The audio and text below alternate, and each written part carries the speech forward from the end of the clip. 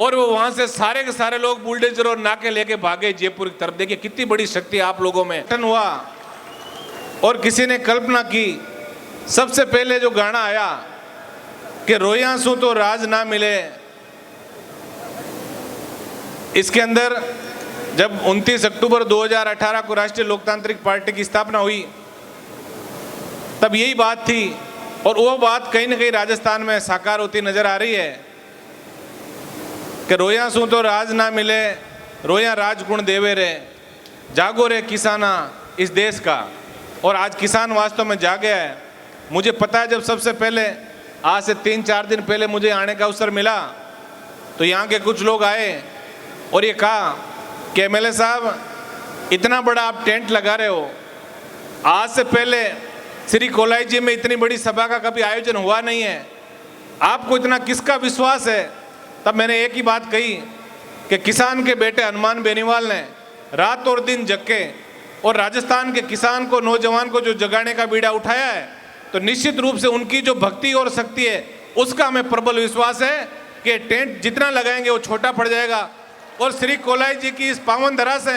ऐसा तूफान मचेगा कि 2023 के चुनाव का जो आगाज है उस वो कहीं ना कहीं आपको नजर आएगा। मुझे बड़ी विडंबना इस बात की यहाँ मैं देखने को दिखाई दे रही पिछले 3-4 दिन से कि यहाँ बाढ़ ही खेत को खा रही है। जब हमने यहाँ पता किया, क्योंकि जनप्रतिनिधि का काम ये होता है कि दलित पीड़ित व्यक्ति जो होता है, जिस व्यक्ति के साथ कहीं ना कहीं कोई गलत काम होता है तो सबसे पहले वो पुकार जनप्रतिनिधि के सामने जाके करता है। लेकिन यहाँ ये पता लगा कि जनप्रतिनिधि ऐसे यहाँ है कि जब चुनाव लड़ रहे थे तब लोगों ने कहा गरीब व्यक्ति इनको वोट दो, और आज ऐसा सुनने में आ रहा है कि 3,3500 बीघा जमीन यहाँ के जनप्रतिनिधियों ने खरीद ली। इससे बड़ी विडंबना की बात क्या हो सकती है। मैं तो इतना ही निवेदन आप सबसे करूंगा, किसान कौम का व्यक्ति हूँ, और एक विशेष आग्रह मेरा रहेगा कि किसान कौम के जो लोग एक जगह बैठ के और एक दूसरे के विचार जिस दिन सुनना शुरू कर देंगे, अच्छाई और बुराई में जिस दिन भेद करना शुरू कर देंगे, जिस दिन ये विश्लेषण करने लग जाएंगे कि कौन अपना है, कौन पराया है और कौन वो व्यक्ति है जो 24 घंटे हमारी सेवा में तत्पर रहता है, यदि ये विश्लेषण ईमानदारी से जिस दिन हमने शुरू कर दिया उस दिन सरकार भी हमारी होगी, क्योंकि वोट भी हमारा और जूता इन लोगों का। आप देखिए कितनी बड़ी विडंबना इस प्रदेश के अंदर दिखाई दे रही है। मेरा विशेष निवेदन आप सबसे रहेगा, आज हजारों हजार की तादाद में आप बैठे हो। अभी रियांग के अंदर परसों प्रोग्राम था, आपने देखा वहाँ के लोग बड़े त्रस्त थे बजरी माफियाओं के कारण, और वीडियो के अंदर देखा होगा कि एमपी साहब ने एक ही आह्वान किया कि यहाँ के जो अवैध जो बजरी का काम कर रहे हैं, बड़े जो सरकार चलाने का दावा कर रहे हैं, जो बजरी माफिया, इन लोगों की जो लीज है उसका निरीक्षण करके आओ। और आपको बताते हुए मुझे बड़ी प्रसन्नता हुई कि जो ही हनुमान जी ने ये आह्वान किया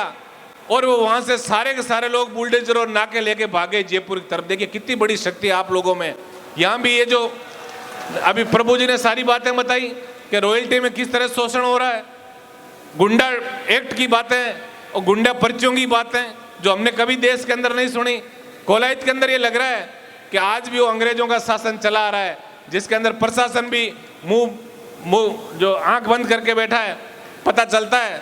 कि साहब यहाँ के फलान कलेक्टर थे उनकी 4 लीजें हैं, जो संभाग आयुक्त थे उनकी 8 लीजें हैं, और तो और जो यहाँ थानेदार और एसएचओ रहे उन्होंने भी बड़े बड़े काम यहाँ खूब मलाई, क्योंकि जब मलाई जहाँ दिखती है वही मनुष्य की प्रवृत्ति होती है। बहुत ही कम ऐसे हनुमान जी जैसे व्यक्ति मिलेंगे जिन्होंने आप लोगों के हक और अधिकार को जगाने के लिए सत्ता सुख और ये सारे सुख त्याग के और आपके बीच संघर्ष करें। मैं इतना ही निवेदन आप सबसे करूंगा, बहुत सम्मान से एक किसान का बेटा रात और दिन जाग के आप लोगों को हक और अधिकारों के लिए जगा रहा है। ऐसे व्यक्ति के साथ हमेशा कंधे से कंधा मिला के संघर्ष करना, इनको मजबूती देना, ताकि आने वाले दिनों में आपको शोषण से मुक्ति मिल सके। एक बार पुनः इस कार्यक्रम के समस्त आयोजकों को, विशेषकर श्री कोलाई जी के बुजुर्ग और नौजवानों को दिल की गहराइयों से धन्यवाद देता हूं कि आपने अल्प सूचना पे बहुत बड़े सुंदर कार्यक्रम का आयोजन किया और एक नई क्रांति का आगाज जो श्री कोलाई जी की इस तरह से जो पाकिस्तान के बॉर्डर से चल के और भरतपुर और अलवर तक जाके आएगी, निश्चित रूप से 2023 के अंदर बदलाव की जो क्रांति यहाँ से चलेगी, पूरे राजस्थान के अंदर एक नया इतिहास लिखा जाएगा। मैं इतना ही निवेदन आप सबसे करूंगा, चुनावी साल है, कई लोग जाति और धर्म के चोले पहन के आपके बीच आएंगे। इस बार एक ही चीज कहना कि आप लोग जब चुनाव होते हैं तब आते हैं, दलित और पीड़ित की बात करते हैं, अल्पसंख्यक के उत्थान की बात करते हैं, लेकिन अब हम जाग गए हैं। अब तो हम सिर्फ किसान के बेटे हनुमान बेनीवाल जी ने, जिन्होंने हमारा मान और सम्मान का झंडा राजस्थान के अंदर ऊंचा किया, उस व्यक्ति के साथ जुड़ के और राजस्थान के अंदर व्यवस्था परिवर्तन की जो बात वो करते हैं, उनके लिए हम उनके यज्ञ में आहुति देंगे। हनुमान बेनीवाल जी ने एक ही बात कही है कि मैंने पार्टी इसलिए बनाई कि मैं चाहता हूं कि राजस्थान के अंदर व्यवस्था परिवर्तन होना चाहिए। मैं चाहता हूं कि गांव का गरीब व्यक्ति जब थाने, कोर्ट कचहरी, तहसील के अंदर जाए तो वहां का अधिकारी खड़ा होकर पूछे, बताओ बाबा आपका काम क्या है, मैं आपकी क्या सेवा कर सकता हूं। ऐसी व्यवस्था हम राजस्थान के अंदर बनाना चाहते हैं। इसलिए मेरा आपसे संक्षिप्त शब्दों में इतना ही मेरा कहना है कि आप लोग सारी बातें भुला के सब 36 कौम के लोगों को एक जाजम के बैठ के ये तय करना है कि हमारे लिए कौन लड़ रहा है, कौन किसान का बेटा रात और दिन जाके और आपके हक और अधिकार को जगाने का प्रयास कर रहा है। ऐसे व्यक्ति का मान और सम्मान आप लोग ऊंचा करना। इस कोलाई जी की, कपिल मुनि जी की पावन धरा पे आपने जो मान सम्मान की प्रतीक जो पगड़ी हमें पहनाई है, हमें वादा करके जा रहे हैं कि राष्ट्रीय लोकतांत्रिक पार्टी के समस्त पदाधिकारी इस साफे का मान सम्मान पूरे राजस्थान के अंदर ऊंचा उठाने का भरसक प्रयास हम लोग करेंगे। एक बार पुनः समस्त आयोजकों को दिल की गहराइयों से धन्यवाद, और इसी अपेक्षा के साथ कि किसान के बेटे हनुमान बेनीवाल ने जो व्यवस्था परिवर्तन का नारा देके और राजस्थान, नागौर से लेकर और दिल्ली तक जो एक व्यवस्था परिवर्तन की बयार चलाई है, इस हवा को तूफान बना के और इन जो बेईमान और जो शोषण करने वाले लोग हैं, ये इस आंधी और तूफान के अंदर उड़ जाए, ऐसी ऊर्जा इनके अंदर भरनी है। धन्यवाद। जय हिंद। राम राम सा।